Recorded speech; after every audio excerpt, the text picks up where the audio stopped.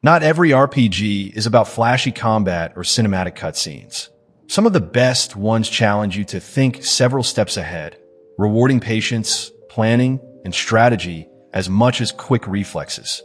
These tactical and strategy-focused RPGs may not be household names, but they've carved out their own cult followings by offering something modern games rarely attempt: depth, difficulty, and the thrill of carefully executed decisions.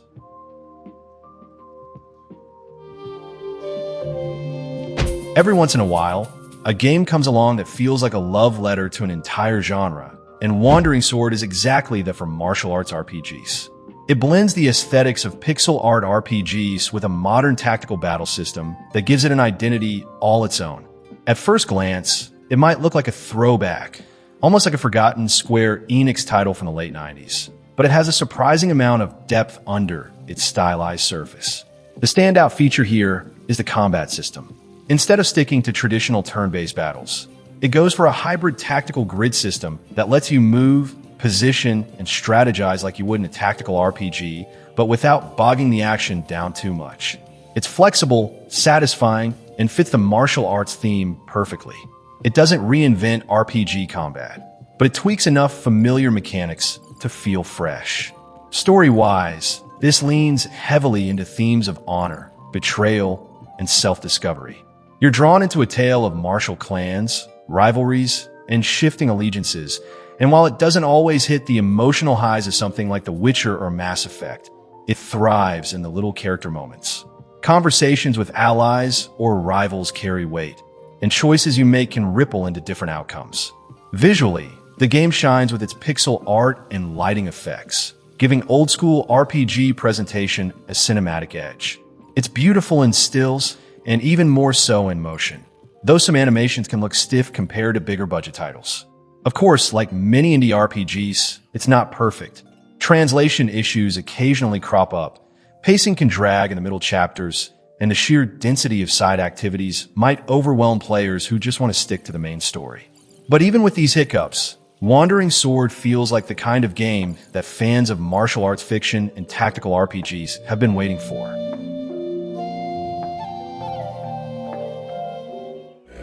Sure, they get a little uptight with the Some RPGs want you to save the world. Fortune's Run just wants you to survive in a world that couldn't care less about you. Set in a grimy, industrial sci-fi universe, this indie RPG wears its inspirations on its sleeve.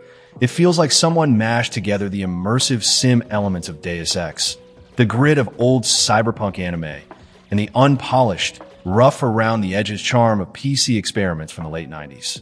It's messy, it's weird, and that's exactly why it stands out. At its core, it blends first-person action with role-playing systems in a way that's unapologetically old school.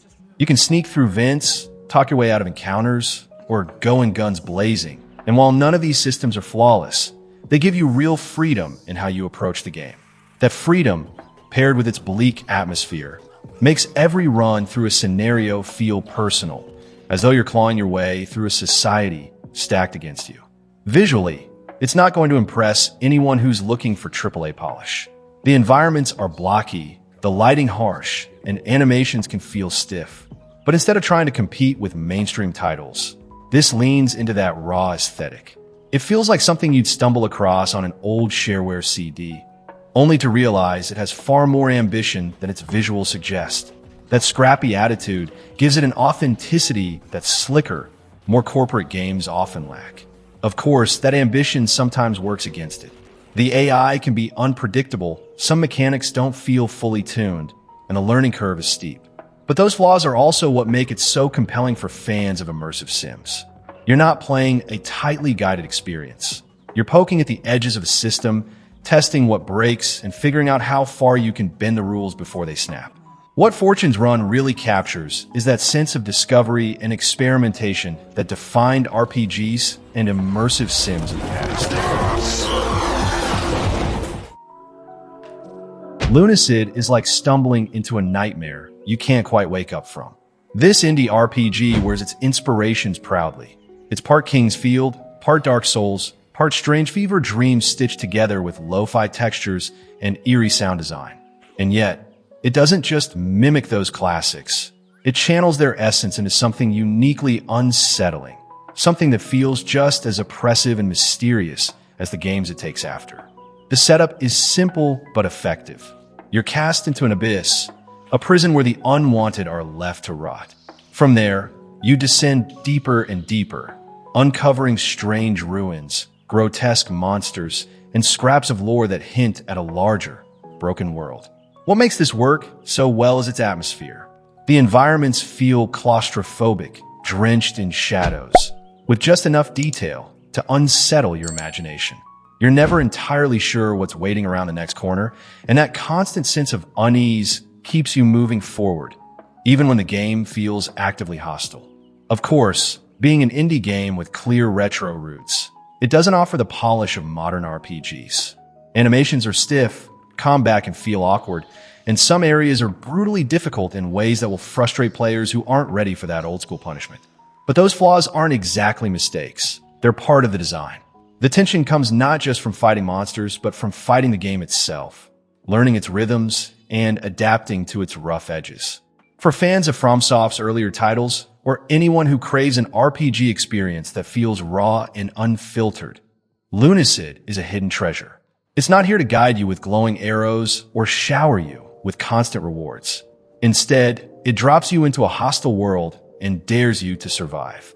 And when you finally overcome its challenges, whether by mastering its clunky combat or simply pushing through the oppressive atmosphere, the sense of accomplishment feels real.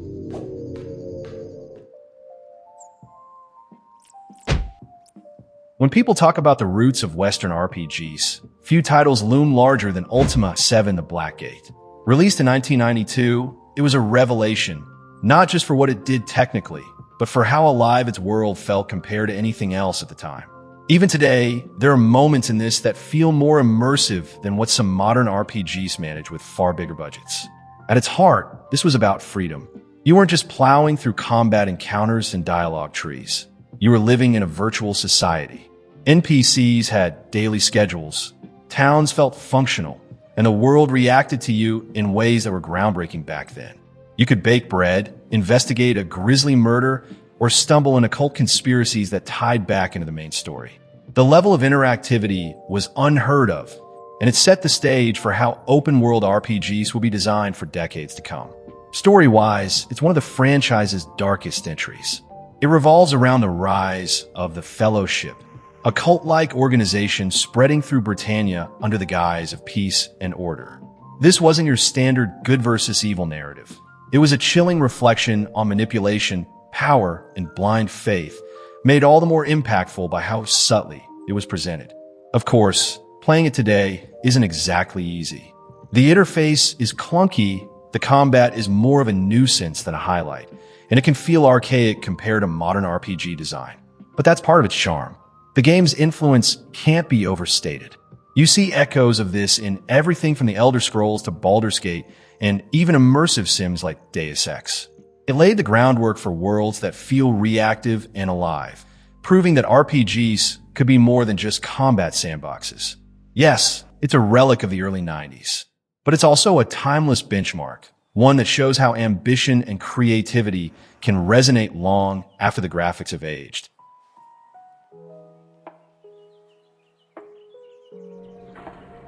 In an age where RPGs often chase photorealism and massive budgets, Dread Delusion stands out by going in the opposite direction. This is a game that looks like it crawled out of the late 90s. Low-poly models and blurry textures, sharp angles, and colors that feel just a bit off-kilter. Yet it uses that aesthetic to create a world dripping with atmosphere. It's part retro throwback, part experimental fever dream, and it feels like the kind of RPG that could only thrive on PC. Set in a fractured land floating among the clouds, it doesn't pretend to be about saving the world in some grand, heroic sense. Instead, it asks you to explore, to poke at strange corners, and to immerse yourself in a society shaped by cults, decay, and the remnants of forgotten gods. What makes it so interesting isn't just the setting, but the way it handles choice. Much like older RPGs, you're often left with options that don't spell out exactly what will happen. You just have to commit and see where the consequences lead. Sometimes that means unlocking a new path forward. Other times it means realizing you've made things worse in ways you couldn't predict. Of course, the game isn't without its rough edges. Its combat is simple, even clunky at times, and compared to big-budget RPGs, its scope is limited. But that's also part of the charm. Where massive RPGs can feel bloated with checklists and filler, it feels lean and purposeful. Every area is handcrafted with a distinct vibe. Every encounter feels meaningful, and its odd art direction ensures you won't mistake it for anything else. What really keeps people hooked, though, is the mood. There's a haunting, dreamlike quality to the world. Something both beautiful and unsettling, like a half-remembered nightmare. It channels that strange energy many of us remember from wandering PS1-era RPGs. Dread Delusion is refreshing precisely because it isn't trying to be everything. It's strange, specific, and confident in what it wants to be. Few RPGs live up to their titles as literally as fear and hunger. These games don't just want to entertain you. They want to grind you down, unsettle you, and make every victory feel stolen from the jaws of despair. Both the first game and its sequel are notorious for their bleak atmosphere and merciless mechanics, and that reputation alone has made them cult classics among PG fans. At their core, these are survival RPGs, but stripped of comfort. You're thrown into a world where resources are painfully scarce, enemies are grotesque, and even resting to recover health can backfire catastrophically. The first game plunges you into a nightmare dungeon filled with traps, body horror, and unspeakable encounters, while 2 expands the formula into a grim cityscape where time constantly ticks down toward an inevitable apocalypse. Every step feels like it matters. A small miscalculation can result in losing limbs, allies, or even your entire run. But what keeps people coming back, despite the brutality, is how committed these games are to their vision. They don't compromise to make things easier or friendlier. Instead, they embrace that raw, oppressive atmosphere, which in turn makes survival genuinely thrilling. Players who stick with them find stories unlike anything in mainstream RPGs. Of course, this design also explains why the games remain so divisive.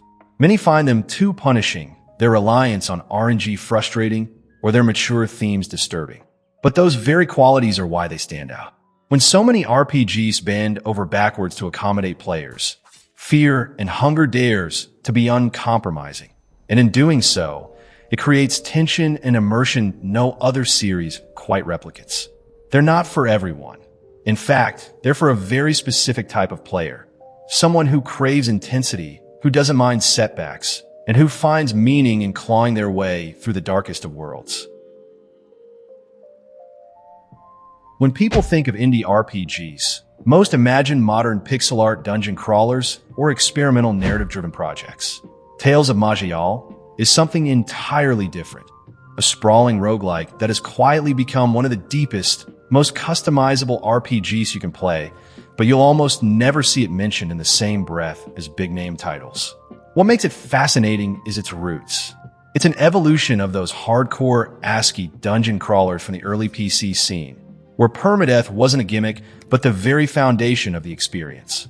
Yet, unlike older roguelikes that often locked players out with obtuse interfaces and punishing learning curves, this refined the formula into something accessible without losing its complexity.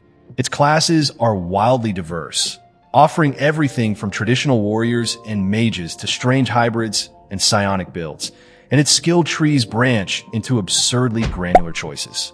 Every run feels unique not because of randomization alone, but because the game constantly tempts you into trying new approaches. Of course, it isn't for everyone. Its graphics are simple, almost utilitarian, and its presentation can feel bare bones compared to slicker indies. But those who push past that surface discover one of the richest systems-driven RPGs ever made.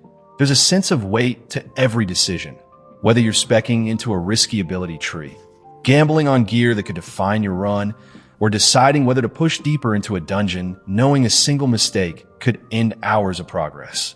It also thrives because of its community. Mod support has kept the game alive and endlessly expandable, with fan-made classes, campaigns, and tweaks turning this into something closer to a living platform than a static game. That kind of longevity is rare, and it's why this title has stayed relevant while countless flashier releases have come and gone. Before Bethesda turned Fallout into a sprawling first-person series, it was born as a pair of isometric RPGs that were as weird, brutal, and darkly funny as the wasteland itself. Released in 97 and 98, Fallout 1 and 2 were niche even at the time, but for those who discovered them, they set a gold standard for role-playing freedom. They didn't hold your hand, didn't sanitize their tone, and certainly didn't care if you made decisions that broke the world or got your character killed. Fallout 1 kicked things off with a tight, desperate story. You're a vault dweller sent out to find a water purification ship for your underground community. The bleak post-apocalyptic setting mixed with retro-futuristic charm gave the game a distinct identity, and a special stats system became iconic. Choices really mattered, not just in how people reacted to you, but in how entire quests resolved. Then came Fallout 2, which blew the doors wide open. It was bigger, more messy, and less balanced, but also funnier and more ambitious. The writing leaned harder into satire, poking fun at American consumerism, politics, and even pop culture. You could solve quests in multiple ways. Talk your way out, sneak around, or just going guns blazing. Sometimes, though, the game punished you for not thinking things through. It wasn't afraid to lock you out of content, or to let your poor choices spiral into chaos. That unpredictability was part of its charm. Of course, the games weren't perfect. The interfaces were clunky, combat was slow, and the difficulty spikes could be brutal. 2 in particular was infamous for bugs and uneven pacing. Looking back, they feel like a different breed of RPGs entirely. And while the series has since gone mainstream, these originals remain PC-exclusive time capsules that still feel daring compared to many of today's safer blockbusters.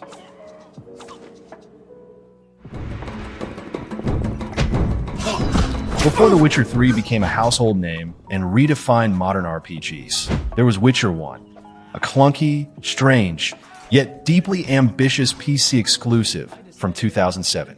Built on BioWare's Aurora engine, the same one used for Neverwinter Nights, it didn't look especially polished at the time, and its combat system was divisive to say the least. But for players who stuck with it, it delivered something few other RPGs dared to attempt: a morally complex, brutally grounded fantasy that pulled no punches. The game dropped you into the boots of Geralt of Rivia, a mutated monster hunter who isn't your typical shining hero. Instead of clear-cut good and evil choices, this forced players to navigate a world where every decision had shades of gray. Do you side with a marginalized group fighting for survival, even if their methods are ruthless? Or do you align with the humans in power, who are corrupt but stable? That said, it is undeniably rough around the edges. The infamous click-timed combat feels more like a rhythm minigame than an actual fight, and the pacing can drag in places.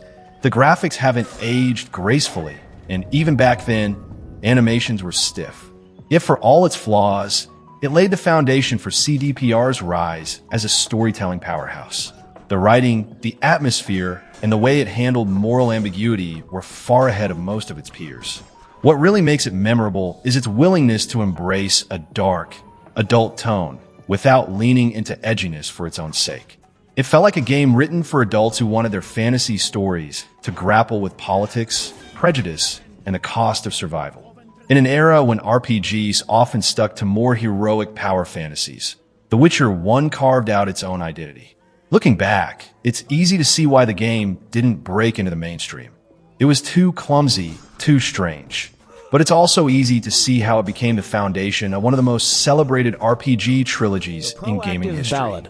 I don't want you around when I start swinging. Okay, I guess poetry requires... Few RPGs have ever captured the messy, seductive chaos of urban nightlife, like Vampire: The Masquerade Bloodlines. Released in 2004 and built on the same source engine that powered Half-Life 2, it was meant to be a bold adaptation of the popular tabletop setting, a dark, modern world where vampires, humans, and other creatures all live in a fragile balance. What players got was an experience that was groundbreaking, flawed, and unforgettable in equal measure. From a start, Bloodlines stood apart. Instead of dropping you in a fantasy kingdom or post-apocalyptic wasteland, It set you loose in LA alleys drenched in neon, nightclubs full of smoke and pulsing music, and seedy apartments crawling with danger. You didn't just play a vampire. You chose a clan, each with wildly different strengths and weaknesses. The game's writing remains its biggest strength. Quests weren't just fetch missions. They were stories full of betrayal, paranoia, and moral ambiguity. One minute you were negotiating with shady nightclub owners. The next you were unraveling conspiracies about ancient vampire politics. The tone shifted constantly between gothic horror, urban grit, and pitch black comedy. But then there were the flaws, and there were many. It launched in a rough state, buggy, unstable, and sometimes flat out broken. The combat was clunky, the stealth inconsistent, and the final act rushed to the point of frustration. Many reviewers at the time wrote it off as a failure, and sales were poor, which meant the planned sequels never happened. Yet despite all that, the game refused to die. Fans created unofficial patches to fix the bugs, restore cut content, and polish the rough edges. Over time, it built a reputation as one of the greatest cult RPGs ever made. Today, it's remembered not for its flaws, but for how daring it was, how it let players truly roleplay as different kinds of vampires in a world that felt alive, dangerous, and strange.